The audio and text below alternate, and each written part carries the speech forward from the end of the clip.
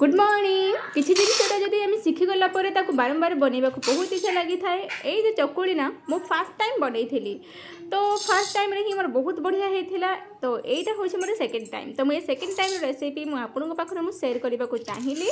आपण मैंने जहाँ जहाँ को भी जना ना ऑब्वियसली जिन समस्ते जानी केवल मत छाड़ी मुझे जानी नी। तो यहाँ जहाँ जहाँ को भी जे भी जानी ना तो ये रेसिपी को पूरा क्लीयरली मुझे देखी। तो आपण मैंने देखिकी जानी दिंतु आ घरे निश्चय ट्राए करूँ। आ चटनी रेसिपी सेयार करी। तो भलसे देखूँ मुझे ओभरनाइट धोईदेली भलसे जिनटा को धोईदेली। धोई सारापर एमती किसी मिक्सचर करदेली पूरा प्लेन मिक्सचर सेमती किसी चाउल दरदरा कोण भी ना पूरा प्लेन भाव में मुझे मिक्स कली। मिक्सर गलापर मुझे घरे रखीदेली ओभरनाइट मैंने मुझे सकाଳେ बतई थी राति ग्राइंड करदेली घोड़े की रखीदेली राति सारा। तापर मुझे सकाଳେ यहाँ खोलिकी देखी बेलू यहाँ कि लुक किसी एमती थी पूरा फ्लफी फ्लफी।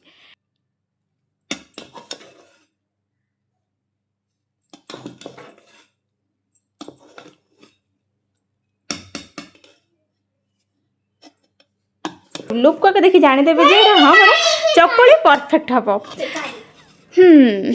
तो चलते मुझे आपको चकुली करके देखी केमती।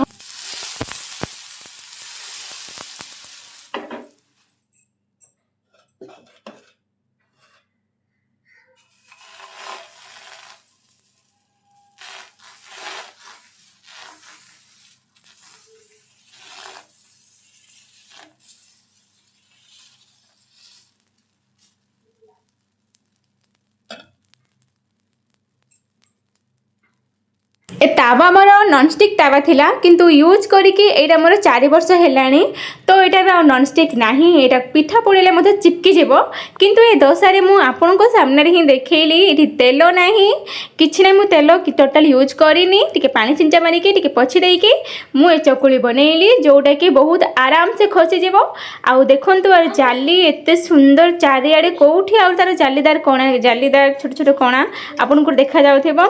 आउ एटा छुईबा को बहुत स्मूथ चटनी रे जो चटनी आम बनईथबु ना से चटनी रे एटा को डीप करू करू का से पूरा तरली बिस्कुट जो जेमती चारे बुड़ेले जेमती से तले डीबी जीवो एटा सेमती का हे जीवो।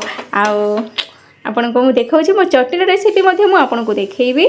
आउ चटनी भी मध्य बहुत हटके बहुत अलग चटनी रे मध्य अधिक तेल मु यूज करेनी कहीं ना मो छोट बेबी आउ तेल मुझे यूज करेनी। मो तरकारी हो या डाली हो मु तेल ठू दूर ही रहा पसंद करे। तो मो चटनी रे मध्य मु तेल एते यूज करेनी। आपन तेल देखंतु चटनी रे जो तेल देखा जाउची बास एतिकी तेल ही आम चटनी बनीज।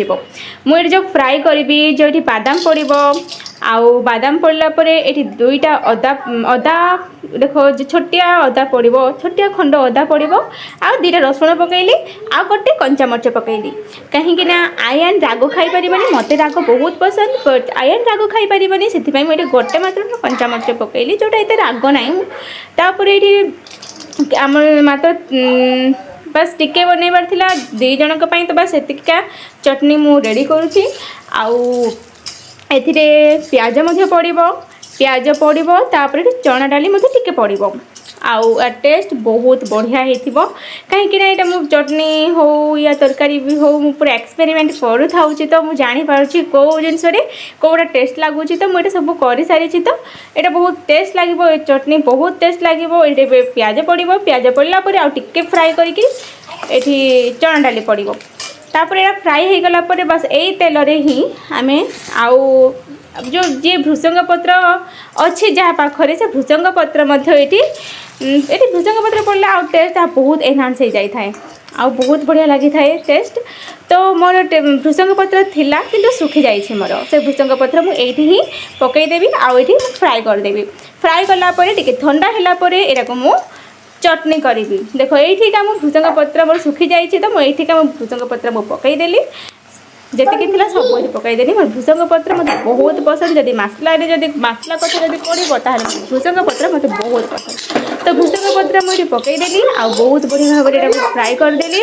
आउ फ्राए भी भल अच्छे तमे केमती अच्छा जदि कम कले कंचा कंचा लागिवो आउ जदि बेसी फ्राए कर देले पिता पिता लागिवो।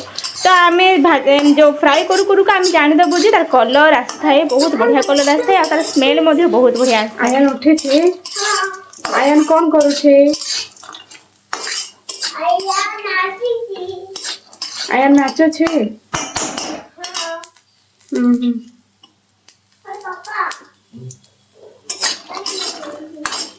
ହେଇଗଲା ଏଇଟାକୁ ଥଣ୍ଡା କରିକି ଆମେ ଭଲସେ ଆମେ ଗ୍ରାଇଣ୍ଡ କରିଦେବା।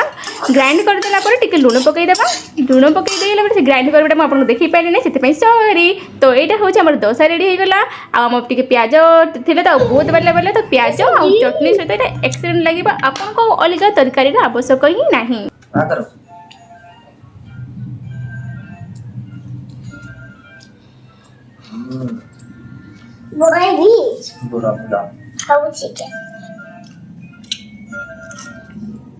ହେଲା हेलो तो खा खा ଏପଟେ ମୋ କରିକି ଖାଅ।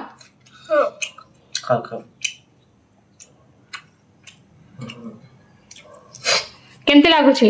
भैया बढ़िया बढ़िया ତମକୁ କେମିତି ଲାଗୁଛି? सुपर सुपर ସୁପର हाँ ଥ୍ୟାଙ୍କ ୟୁ। Mummy cartoon